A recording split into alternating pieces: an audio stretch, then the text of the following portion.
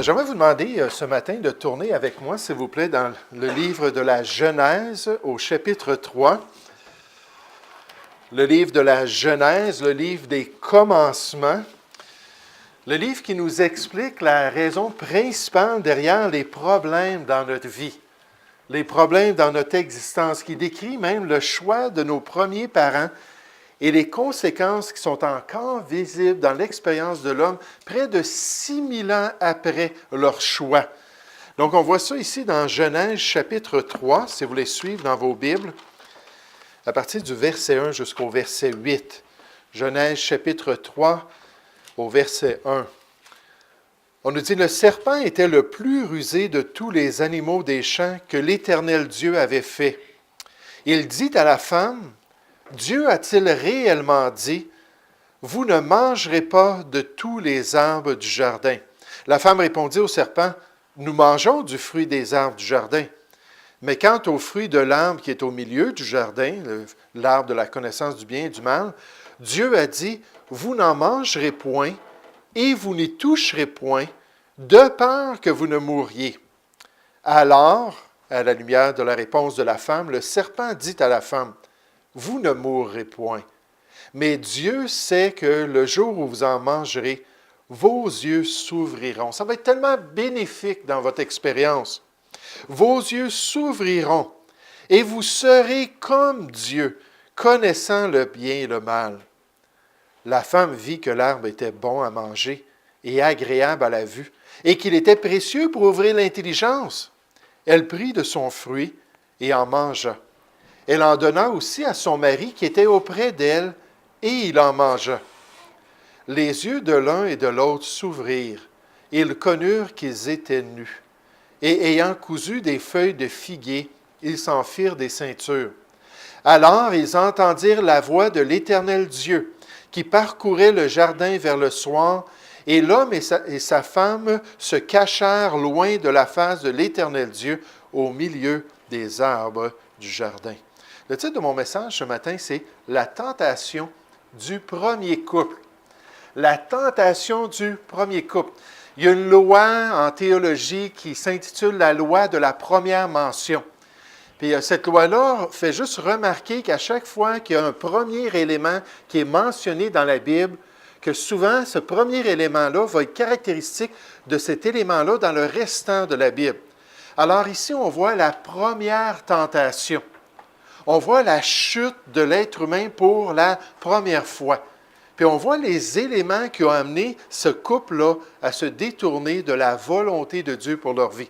J'aimerais qu'on puisse regarder ça ce matin, qu'on puisse apprendre à la lumière nécessairement du sacrifice du Seigneur Jésus, du repas du Seigneur qui présente son corps qui a été brisé pour nous et son sang qui a été versé pour nous, qu'on puisse apprendre vraiment à apprécier la solution que Dieu a amenée pour nos péchés. Juste avant de regarder ce passage, nous allons prier ensemble. Ô Père Céleste, Seigneur, j'aimerais te remercier ce matin pour cette opportunité, encore une fois, de prêcher ta parole. Père, j'aimerais te louer pour les Écritures, j'aimerais te louer pour ce passage dans Genèse chapitre 3, qui nous mentionne pour la première fois la venue du tentateur, qui nous mentionne pour la première fois la mise en doute de ta parole présentée par le séducteur, et Seigneur, qui nous présente aussi ce choix fâcheux du premier couple qui se sont détournés de ta révélation, qui se sont détournés, Seigneur, de ce que toi, tu voulais pour eux. Et Père Céleste, chacun de nous, nous bronchons tous, tu nous dis, de toutes sortes de manières. Nous avons des faiblesses spirituelles. Nous avons des manquements divers dans notre marche avec toi.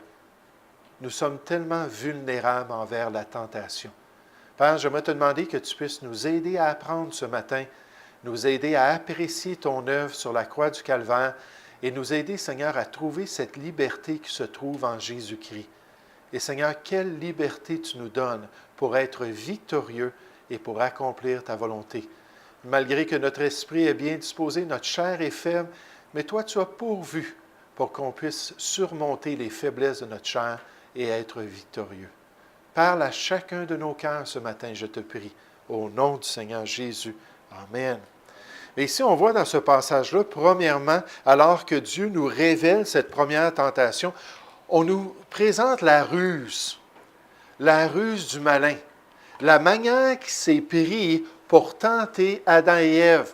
Il n'est pas arrivé et il n'a pas dit « Ah, Dieu n'est pas bon envers vous » ou « C'est le temps de vous révolter contre Dieu » ou Vous devriez faire votre propre volonté sur cette terre ». Non, il est allé plus subtilement avec des choses que Dieu avait déjà pourvues. Vous savez, bien souvent, la tentation vient avec des choses qui sont bonnes, avec des choses que Dieu même serait prêt à bénir dans un certain contexte et en son temps. Par exemple, quand je pense à deux jeunes gens qui sont là, puis qui se côtoient, puis qui espèrent un jour se marier, une des expressions de leur amour, c'est une intimité en tant que couple, une relation sexuelle. Puis quelle bénédiction ces relations-là pour l'être humain. Ce n'est pas le tabou du catholicisme qu'on voit dans la parole de Dieu, non, c'est plutôt la bénédiction que Dieu a mise sur le couple. Mais Dieu nous demande que ce soit dans le cadre du mariage. Il ne veut pas qu'on bénéficie de ces dons-là qu'il a faits à l'être humain, tous ces sens-là qu'il nous a remis hors du mariage. Puis bien souvent, le tentateur vient avec de bonnes choses, mais il nous détourne du plan de Dieu puis du temps de Dieu, alors que Dieu nous demande d'attendre sa volonté. Mais regardez la ruse de ce serpent ancien, la Bible l'appelle, le grand tentateur, le séducteur de l'homme. On voit ça au verset 1, on nous dit « Le serpent était le plus rusé de tous les animaux des champs que l'Éternel Dieu avait fait. Il dit à la femme, « Dieu a-t-il réellement dit, vous ne mangerez pas de tous les arbres du jardin. » Donc là, tout de suite, là, il met un doute sur qu'est-ce que Dieu a dit, ou du moins sur qu'est-ce qu'ils ont compris concernant la révélation de Dieu. La femme répondit au serpent, « Nous mangeons du fruit des arbres du jardin, mais quant au fruit de l'arbre qui est au milieu du jardin, Dieu a dit. » Puis là, vous allez remarquer que ce n'est pas tout à fait exact ce qu'elle mentionne. Elle n'avait pas serré le commandement de Dieu dans son cœur. Elle n'était pas au clair puis affermie quant au plan de Dieu pour ce premier couple-là. Elle dit, « Vous n'en mangerez point et vous n'y toucherez point. » Non, ça ne fait pas partie des instructions. Et on nous dit, « De peur que vous ne mouriez. » Il dit, il y a une possibilité, peut-être, si vous faites ça, il va peut-être y avoir des conséquences. Alors le serpent dit à la femme, la voyant qui n'était pas capable de citer correctement la parole de Dieu, qui n'était pas affermie dans la révélation de Dieu, il dit à la femme, « Vous ne mourrez point. Mais Dieu sait que le jour où vous en mangerez, vos yeux s'ouvriront. Et que vous serez comme Dieu, vous serez comme lui, il est jaloux, il ne veut pas que vous ayez ce privilège-là de connaître le bien et le mal. » Là, on va voir le choix dans un instant qu'ils ont fait en face de cette ruse-là du malin. Maintenant, c'est important de comprendre ce qui se passe ici dans notre passage. Dans les Écritures, on nous dit concernant le tentateur, c'est-à-dire afin de ne pas laisser à Satan l'avantage sur nous. Les chrétiens, bien souvent, c'est eux qui ouvrent la porte à la tentation. C'est eux qui laissent le séducteur rentrer dans leur vie, puis influencer leur cœur. La Bible nous dit, on ne devrait pas donner à Satan l'avantage sur nous. On ne devrait pas lui ouvrir la porte comme ça dans notre vie. Parce que la Bible nous dit, nous n'ignorons pas ses desseins. Il ne faut pas ignorer la manière que le diable s'y prend. Maintenant, qu'est-ce qu'on voit ici dans le passage? La première chose qu'on remarque, c'est que le diable met en doute ce que Dieu a dit. Il met en doute la parole de Dieu ou la révélation de Dieu. Puis lorsqu'il fait cela avec quelqu'un comme Jésus dans Matthieu chapitre 4 ou dans Luc chapitre 4, dans la grande tentation dans le désert, et que la personne est affermie dans la volonté de Dieu, ça ne marchera pas. Pourquoi? Parce que la personne va rester attachée au plan que Dieu a révélé, va serrer la parole de Dieu dans son cœur afin de ne pas pécher contre Dieu. Puis il va continuer dans les voies de Dieu. Mais là, lui, le tentateur, il sait que ce n'est pas tout le monde qui sont affermis. Ce n'est pas tout le monde qui sont sérieux envers la Bible. Ce n'est pas tout le monde qui ont choisi les Écritures comme le guide de leur vie, le guide quotidien de leurs décisions. Il y a une tentation qui arrive. Ah, bien, ce n'est pas la parole de Dieu qui va sortir. Je ne prendrai pas l'épée que Dieu m'a donnée pour me défendre contre le tentateur, puis rester fidèle dans les voies de Dieu. Mais vous savez, ça arrive en tant que chrétien qu'on est comme cela. Moi, c'est pour ça que je vous encourage à mémoriser les Écritures. Quand on prend le temps de serrer la parole de Dieu dans notre mémoire, le Saint-Esprit va la faire ressortir tout de suite. Ce n'est pas parce qu'il y a 2 semaines, j'ai lu un passage que là, le Saint-Esprit va me le ramener à l'esprit. Non, si c'est déjà dans ma mémoire, à ce moment-là, il va le ramener dans mon cœur pour que je fasse sa volonté. Mais là, Ève n'était pas affermie. Ève ne connaissait pas exactement la volonté de Dieu. Puis malheureusement, la combinaison des 2 choses, lui qui vient mettre en doute ce que Dieu a révélé, puis la personne qui ne connaît pas franchement la parole de Dieu, à ce moment-là, on est rendu tellement vulnérable qu'on va se détourner du plan de Dieu. J'aimerais vous dire que ce qui s'est passé à cette époque-là, c'est exactement ce qui se passe aujourd'hui. Pensez à cela. Il a dit, est-ce que Dieu a vraiment dit, là, vous ne pouvez pas manger des arbres? Non, Dieu a juste dit une chose concernant cet arbre-là. Là, il ne faut pas en manger, il ne faut pas y toucher, puis peut-être qu'il y aurait des conséquences. Elle n'était pas trop certaine. Puis une fois qu'elle n'était pas certaine avec la parole de Dieu, ce n'était pas difficile ensuite de voir la tentation comme quelque chose d'alléchant. Wow, après tout, cet arbre-là, wow, il est tellement beau. Je suis certain que ça me ferait tellement du bien de le manger. Puis en plus, je viens d'apprendre que je serais plus intelligent. Qu'est-ce que les gens donneraient pour devenir plus intelligent? Hein, pour avoir un quotient intellectuel, va en passer un quotient intellectuel, ça ne dit pas grand-chose. Mais pour pouvoir avoir plus d'intelligence. Puis là, elle a vu cela, puis elle a suivi ses émotions. Elle a suivi ses sentiments. Quand ce n'est pas la parole de Dieu qui dicte notre conduite, la prochaine chose, ça va être comment est-ce qu'on se sent.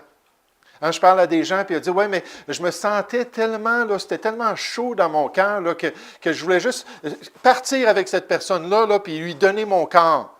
Parce qu'il me dit, si tu m'aimes vraiment, là, viens, couche avec moi. Hein, comme la femme de Potiphar a fait pour Joseph. Là. C'était tellement chaud dans mon cœur là, que je ne pouvais pas m'empêcher de prendre cette palette de chocolat-là au dépanneur et la mettre dans ma poche. Puis les gens se basent sur leurs sentiments. Ils se basent sur comment ils se sentent. Il me semble que ça me ferait du bien un petit joint. Il me semble que ça me ferait du bien une petite bière. Il me semble que ça me ferait du bien là, d'aller à la loterie. Il me semble que ça ferait du bien.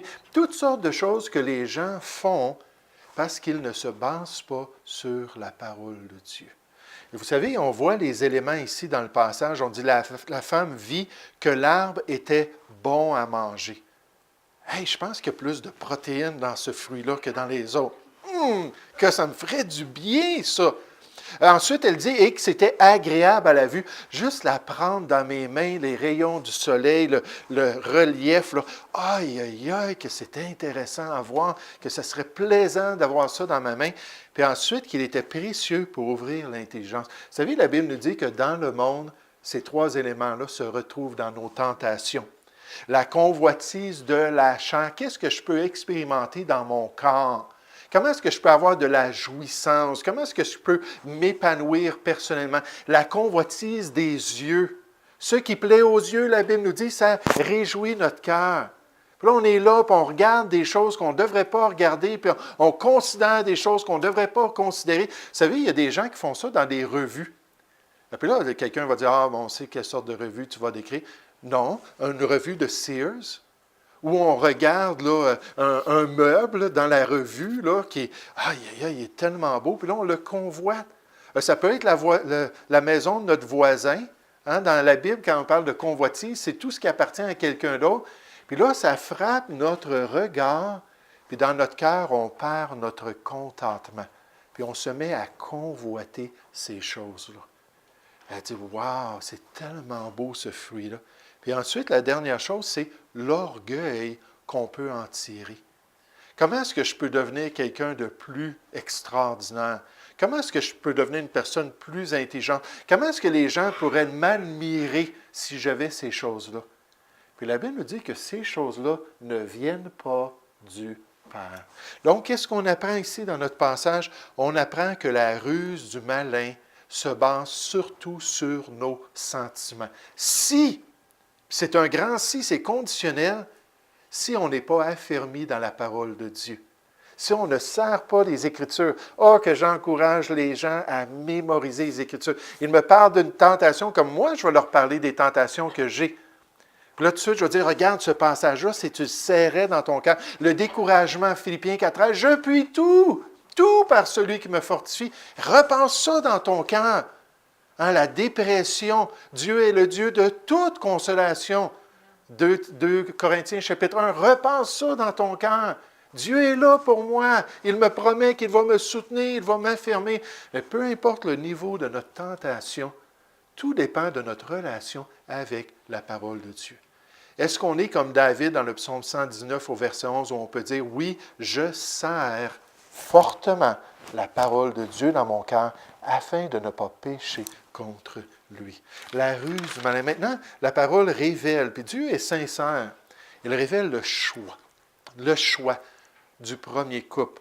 Le choix du premier couple envers la volonté de Dieu, le choix du premier couple envers la soumission au commandement que Dieu leur avait révélé. Dans Genèse 2, verset 16, ça dit « L'Éternel Dieu donna cet ordre à l'homme. Voici ma volonté, voici ce que je demande de vous. Tu pourras manger de tous les arbres du jardin, mais tu ne mangeras pas de l'arbre de la connaissance du bien et du mal. » On ne parle pas du toucher, là.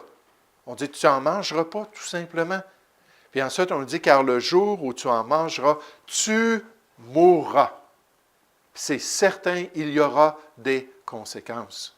Vous savez, c'est une autre chose avec notre chair et avec le malin, c'est que des fois, on pense qu'on peut éviter les conséquences, qu'on peut échapper à la réalité que Dieu va nous punir, Dieu va agir dans notre vie.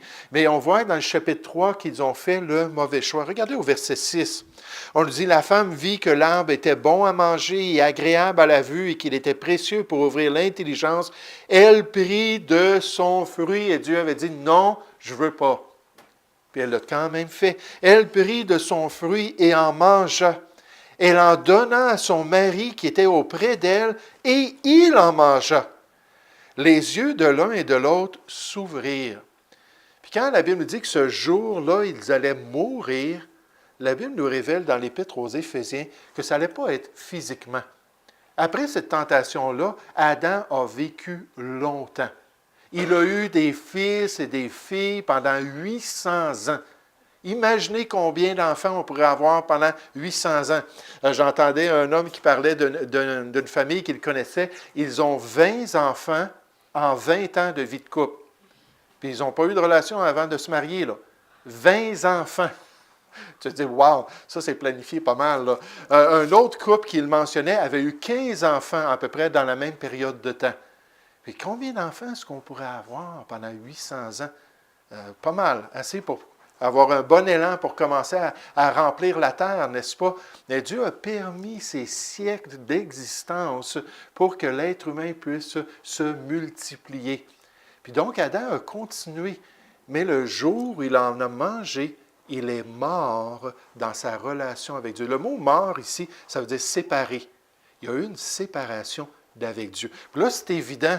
On le voit dans le texte, n'est-ce pas? Tout de suite, là, ils ont commencé à regarder, « Hey, on est nus, là, comment est-ce qu'on peut se couvrir? » Là, ils ont pris des feuilles, puis ils ont fait une petite ceinture. Puis ça, c'était la tentative humaine dans la religion de l'homme d'essayer de couvrir son péché.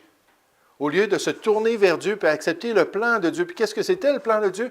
On va prendre une des créatures que j'ai faites, puis je vais la tuer, puis je vais prendre sa peau. Puis là, je vais venir vous couvrir avec sa peau. Ça prenait le sang expiatoire. Ça prenait le sacrifice sanglant dans le plan de Dieu. Mais là, ils essaient de se couvrir comme ça, puis tout à coup, ils entendent la voix de Dieu. Puis c'est quoi leur réaction? Aïe, aïe, aïe, il faut se cacher. Pas, j'ai hâte de parler avec Dieu. J'ai hâte de me présenter devant lui. J'ai une bonne relation avec lui. Dans le péché, on s'éloigne de Dieu. Lorsqu'on succombe à la tentation, on se refroidit spirituellement. On est en train de bâtir, Ésaïe chapitre 59, versets 1 et 2, un mur qui nous empêche de le connaître, qui l'empêche de nous écouter, qui nous empêche d'avoir une relation avec lui. Puis en tant que chrétien, dans Romains 8, 13, on nous dit que c'est possible, dans la nouvelle alliance, de se livrer au mal et de mourir spirituellement, d'être séparé de Dieu. L'importance de comprendre ce matin le choix de ce premier couple. L'importance de saisir que nous, en tant qu'êtres humains, on a juste continué ce choix-là. Ça dit, c'est pourquoi, comme par un seul homme, le péché est entré dans le monde. et par le péché la mort, et qu'ainsi la mort s'est étendue sur tous les hommes, parce que tous ont péché. La Bible nous dit, c'est car puisque la mort est venue par un homme, puis là en parlant d'Adam, cette mort-là est venue, car tous meurent en Adam. Puis tous les êtres humains, nous inclus, on a suivi la voie de nos premiers parents. La Bible nous dit clairement qu'on a tous péché. Puis on est privé ultimement de la présence de Dieu. Si ce péché-là n'est pas confessé, si ce péché-là n'est pas réglé, on ne pourra pas aller dans la présence de Dieu. Puis la Bible nous dit qu'il n'y a point d'homme qui ne pêche. Wow, on est tous dans le même bateau. On a tous un gros problème à cause de notre péché. Et donc, on voit ce matin la ruse du malin. Est-ce qu'on va apprendre la leçon? Est-ce qu'on va commencer à étudier les Écritures? Est-ce qu'on va vraiment serrer la volonté de Dieu dans notre cœur? Puis quand le malin va arriver, là, on va savoir exactement quoi répondre, comment résister, comment se battre spirituellement, comment rester debout dans les voies de Dieu. Mais on voit de même le choix du premier couple. Ils ont succombé. Ils ont suivi leurs sentiments plutôt que la parole de Dieu. Ils se sont détournés de la volonté parfaite de Dieu pour leur vie. Mais vous savez, ce qui est intéressant, c'est que tout n'est pas perdu. Tout n'est pas perdu pour l'être humain. Même à la lumière du jugement que Dieu proclame dans Genèse chapitre 3, même à la lumière de sa condamnation de l'homme, de sa condamnation de la femme, de sa condamnation du serpent, il y a toujours cette offre de pardon qui paraît dans les Écritures. Le choix de ce Dieu miséricordieux envers l'homme, le choix du Dieu qui veut pardonner aux rebelles, du Dieu qui veut couvrir notre péché et qui a donné le tout pour notre réconciliation. Regardez au verset 7. On nous dit, les yeux de l'un et de l'autre s'ouvrirent. Ils connurent qu'ils étaient nus. Et ayant cousu des feuilles de figuier, ils s'enfirent des ceintures. Alors ils entendirent la voix de l'Éternel Dieu qui parcourait le jardin vers le soir. Et l'homme et sa femme se cachèrent loin de la face de l'Éternel Dieu au milieu des arbres du jardin.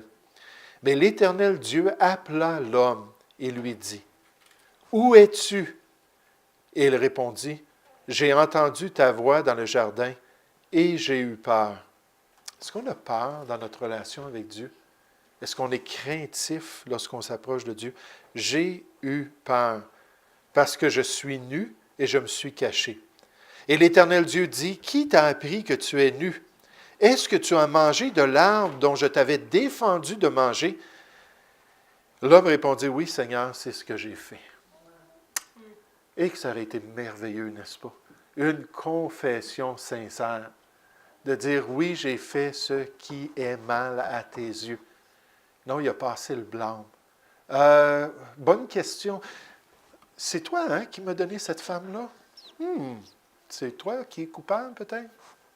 Quand on fait quelque chose de mal, la Bible nous dit qu'on lève le poing contre Dieu. Dans le livre des Proverbes, on se fâche contre lui. C'est toi qui as mis ces circonstances-là dans ma vie.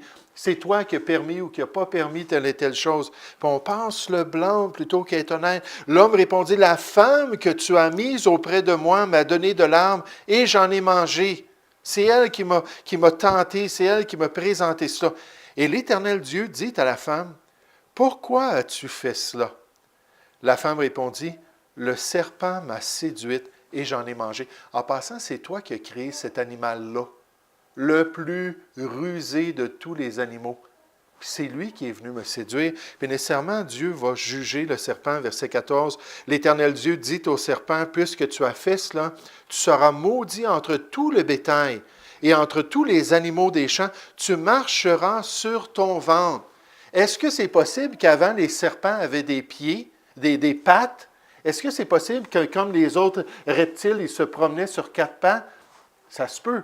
Mais d'une manière ou d'une autre, Dieu dit, « Voici, tu vas marcher sur ton ventre et tu mangeras de la poussière tous les jours de ta vie. Puis juste en passant, je mettrai inimitié entre toi et la femme, entre ta postérité et sa postérité.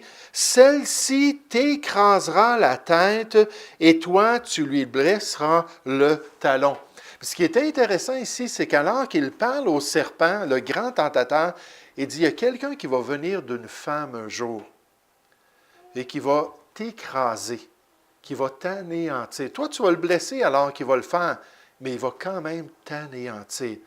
Et là, on a une promesse ici de la venue du Seigneur Jésus-Christ, qui est venu, d'après les Écritures, pour détruire les œuvres du diable. Qu'elle allait venir de la femme, qu'elle allait venir d'Ève d'une manière surnaturelle, la Vierge, qu'elle allait devenir enceinte et qu'elle allait venir d'Ève pour détruire l'œuvre du diable, pour détruire ce qu'il allait accomplir. Puis c'est pour ça, tout à l'heure, je l'ai sauté, mais la Bible nous dit, car puisque la mort est venue par un homme, c'est aussi par un homme qu'est venue la résurrection des morts. Et comme tous meurent en Adam, de même aussi tous revivront en Christ. Puis Dieu a promis à la race humaine qu'elle allait régler une fois pour toutes le cas du grand tentateur, qu'elle allait régler une fois pour toutes la souillure qu'il y avait dans sa création à cause de cet être-là. Puis gloire à Dieu qu'un jour Jésus est venu sur cette terre. Gloire à Dieu qu'à la lumière de ces promesses-là des Écritures, il est venu prendre un corps comme nous, descendant de la femme, et qu'il a offert ce corps-là. Son corps a été brisé pour nous et son sang a été versé. Et la Bible nous dit qu'il a présenté le diable et toutes ses forces ennemies. Il les a présentés en spectacle en mourant de la croix du Calvaire. Pourquoi? Parce qu'en mourant, il a effacé la condamnation de l'être humain. C'est possible si on se tourne vers Jésus ou si on s'est déjà tourné vers Jésus, notre cas devant Dieu est rendu vierge. Il n'y a plus aucune condamnation devant Dieu. On n'a pas toute une liste d'offenses. Manger le fruit interdit, c'était Adam et Ève, c'était le début de leurs offenses. Nous, c'est peut-être le mensonge. Nous, c'est peut-être la convoitise, l'adultère, la débauche. On n'a pas honoré nos parents comme on aurait dû honorer nos parents. On n'a pas marché selon les instructions de Dieu comme on aurait dû les suivre. Mais Dieu nous dit que Jésus est venu pour tout effacer le contrat de condamnation qui s'élevait contre nous. Puis devant Dieu, maintenant, le diable n'a plus rien sur nous. Il ne peut plus nous condamner devant la personne de Dieu. Notre Sauveur même intercède lorsqu'il le fait, parce qu'il est mort pour nous et il est ressuscité d'entre les morts. Oh, la ruse du malin! Est-ce qu'en 2018, il va encore nous tenter de la même manière? Est-ce qu'en 2018, il va encore trouver des chrétiens qui ne sont pas affermis dans la parole de Dieu? Est-ce qu'il va être encore capable de nous amener à faire de mauvais choix basés sur nos sentiments? J'aimerais vous dire, ça, c'est des montagnes russes quand on vit selon nos sentiments. Oh, on va être des chrétiens solides pendant un petit bout de temps, on va marcher dans la justice, on va faire ce qui plaît à Dieu. Puis là, oups, nos sentiments changent comme les montagnes russes, puis là, on va retomber. Puis là, après ça, on va se repentir, puis là, on va recommencer encore à marcher avec Dieu pendant un petit bout de temps, puis là, ensuite, on va retomber. Vous savez, même ceux qui font des différentes, comment est-ce qu'on appelle ça, qui suivent différentes techniques pour les aider à sortir de leur dépendance, bien souvent, ils ont des cycles comme ça. Puis en tant que chrétien, les cycles durent plus longtemps. Des fois, c'est 2 ans, la personne va résister à la tentation, ne va pas prendre de cannabis, ne va pas prendre tel stupéfiant ou consommer telle chose. Puis là, tout à coup, il est un petit peu dépressif, puis là, il va retourner dans les mêmes choses. Puis après ça, il va recommencer. Mais vous savez, on n'est pas obligé d'avoir des cycles comme ça dans notre vie. Oui, nos émotions changent. Mais si on peut juste revêtir Jésus un petit peu plus, puis apprendre comme lui à résister aux tentateurs pour ne rien faire qui est contraire à la volonté de Dieu. Oh, Dieu nous appelle à résister au malin, à s'approcher de Dieu, à résister au malin qui va fuir loin de nous et à ne pas être comme l'être humain en général. L'être humain qui se livre au mal, l'être humain qui suit les désirs de sa chair, l'être humain qui est rebelle envers la volonté de Dieu. Et Dieu nous dit que tout ça, c'est basé sur l'œuvre de Jésus-Christ. Oh, il a envoyé son propre Fils pour qu'on puisse devenir victorieux, pour qu'on puisse être des chrétiens différents. Ce matin, on va célébrer dans un instant, je vais demander à Pascal de venir, dans un instant, on va célébrer l'œuvre du Seigneur Jésus. J'espère que cette œuvre-là va nous rappeler le fait que c'est possible de développer une constance dans notre vie. C'est possible d'éviter les montagnes russes de nos émotions, puis de faire ce qui est bien. Puis de ne plus nous excuser devant Dieu. Puis dire, Seigneur, c'est à cause de... Non, Seigneur, c'est ma propre nature. C'est mon propre cœur qui fait ces choix-là. Mais toi, tu vis dans mon cœur. Et tu peux me transformer pour ta gloire. Nous allons prier ensemble. Père, merci Seigneur pour ce passage des Écritures ce matin. Merci pour ce beau texte, Seigneur, qui nous rappelle où tous nos problèmes ont commencé. Les choix du cœur en face de ta parole. Les choix de l'être humain en face de ta révélation. Et le diable est là pour exciter les fils de la rébellion à aller encore plus loin dans leur rébellion contre toi. Et Seigneur Père, je te remercie qu'on peut aller à contre-courant. Je te remercie qu'à travers les années, tu nous donnes de plus en plus la victoire. Que lorsqu'on commence notre journée en dépendant de toi, que ton ange va camper autour de nous parce qu'on craint ta parole et on te craint toi. Et on veut accomplir ta volonté. Seigneur, je te prie pour l'étude de la parole de Dieu ici dans notre assemblée. Je te prie que les chrétiens puissent passer du temps dans la Bible, qu'ils puissent retenir les passages qui adressent les faiblesses de leur chair, qu'ils puissent les mémoriser et les repasser, que ton Saint-Esprit puisse utiliser ça pour dire non, non, c'est assez, je ne ferai plus le mal, parce que je suis en mesure de rester libre et d'accomplir la volonté de Dieu. Merci pour cette liberté merveilleuse que tu nous donnes en Jésus-Christ. Et merci Seigneur maintenant que nous allons célébrer l'œuvre qu'il a accomplie pour nous, afin que nous devenions libres. Que ton nom soit glorifié, au nom de Jésus. Amen.